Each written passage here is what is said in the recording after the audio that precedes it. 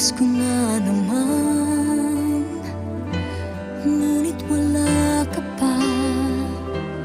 Hanggang kailan kaya ako maghihintay sa'yo? Bakit ba